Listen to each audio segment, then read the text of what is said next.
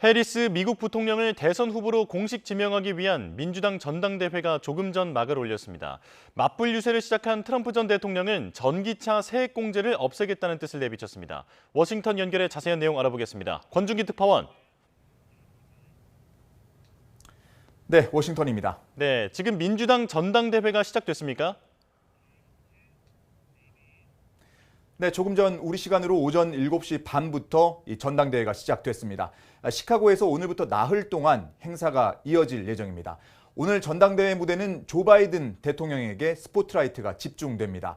바이든 대통령 딸인 애슐리 바이든과 질 바이든 여사에 이어 바이든 대통령이 무대에 올라 지지 연설에 나설 계획입니다.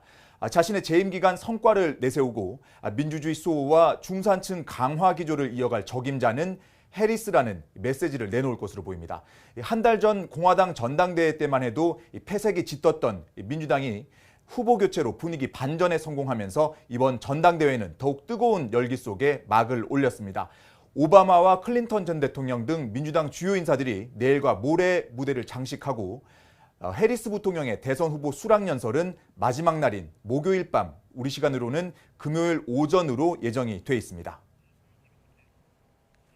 네, 미국 최고의 팝스타인 테일러 스위프트의 등장 가능성도 점쳐진다고요?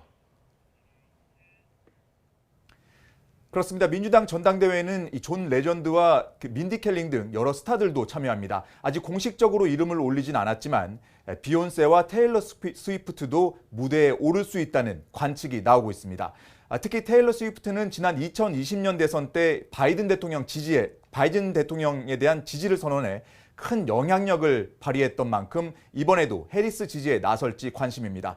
이런 가운데 트럼프 전 대통령은 자신의 SNS에 테일러 스위프트와 팬들이 자신을 지지하는 사진을 게재하고 수락한다는 글을 썼습니다. 하지만 이 사진들은 AI로 생성한 가짜 이미지인 것으로 알려져 비판의 대상이 됐습니다.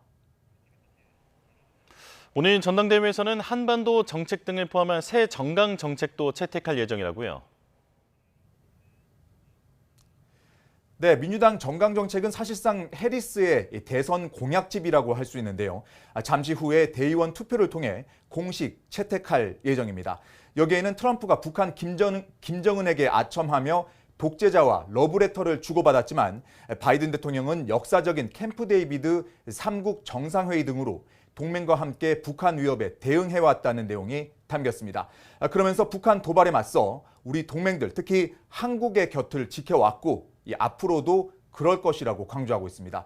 다만 4년 전 정강 정책과 비교하면 북한을 비핵화시키겠다는 목표와 또 인권 문제가 빠져 있어 여러 해석을 낳았습니다.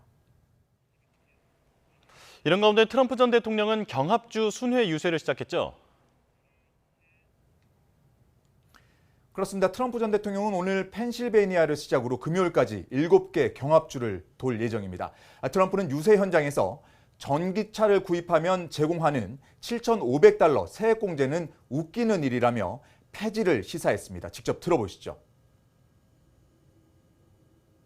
But it's going to be a smaller, much smaller market. They don't go far enough and they're very expensive. So what I would do is very strongly, I would rescind the mandate because the mandate is ridiculous. People want to buy a gasoline-powered car. 트럼프는 또 이 보편적 관세 공약을 강조하면서 한국을 거론하기도 했습니다. 과거 자신의 재임 시절 한국을 상대로 픽업 트럭 관세를 유지해 미국 자동차 산업을 살렸다고 말했습니다. 또 해리스 아버지가 마르크스주의자 교수였다며 해리스의 경제 공약은 공산주의자라는 공세도 이어갔습니다. 지금까지 워싱턴에서 전해드렸습니다.